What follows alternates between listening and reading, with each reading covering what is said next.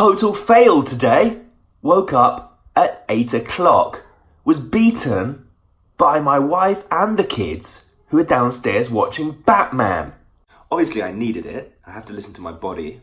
But I think one of the interesting things is I didn't go to bed with the mind frame of waking up at 4, perhaps.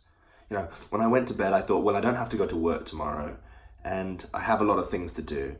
But I wasn't really hardcore committed to getting up at 4. On one side, I'm trying to meet my challenge, and on the other side, I'm listening to my body.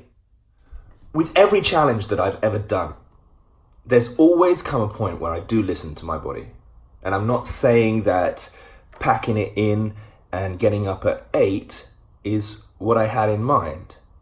But I'm saying if it's 1 or 2 days out of 30 days that keeps me actively going, that keeps me being able to perform at my job, certainly, because I don't want to lose my job, then I guess I'm going to have to put up with it. Perhaps even more important, I have to state that if you want to get up early, you've got to go to bed early.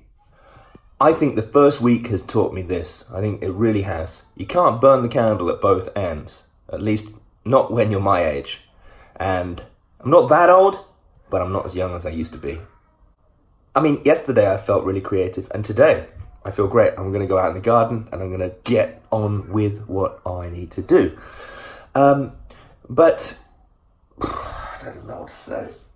I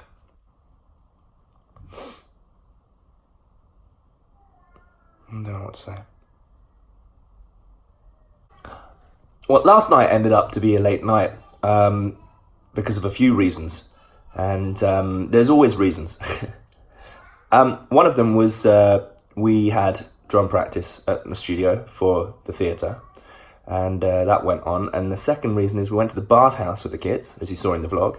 And then we drove back here. And by the time we got back here, it was quite late. And then I had to cut and put the vlog together for yesterday. And as you saw, yesterday's was a long vlog. I had a lot of things to say. And I got stuck in a white school. So I think that all contributed to going to bed late. And then I had a knock-on effect of getting up late. I just want you all to know that today, yeah, it was a failure. But it's a process. Let's keep going and let's get on with the day. Never mind, I'll find someone like you. I wish nothing but the best for you too. Don't forget me, I beg. I remember you said sometimes it lasts in love, but sometimes it hurts instead. It's a mighty hot day today in the garden, sanding down the doghouse, and then it'll get a coat of paint today. Have to go and buy some waterproof glue because we found that the wood glue we used last time all basically turned back to glue in the typhoon.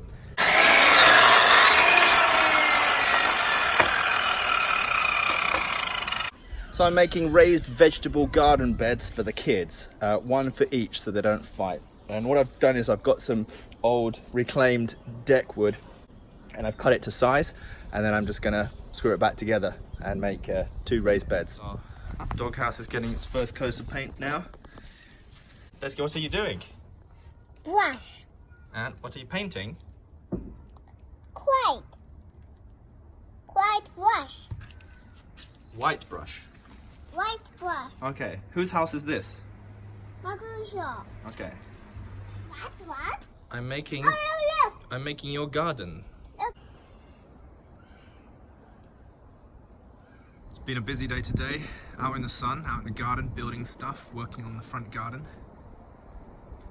It's moments like this that make you believe that it's worth it. I want to believe that there's a good point to trying to get up at 4 a.m. But another thing that I've learned is that it's not just getting up at 4 a.m. It's a whole change of lifestyle.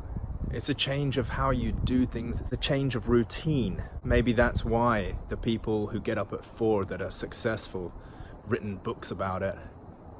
Maybe it's because they have to change everything. There's no time for going out drinking with your mates in the evening. There's no time for staring at YouTube until the early hours.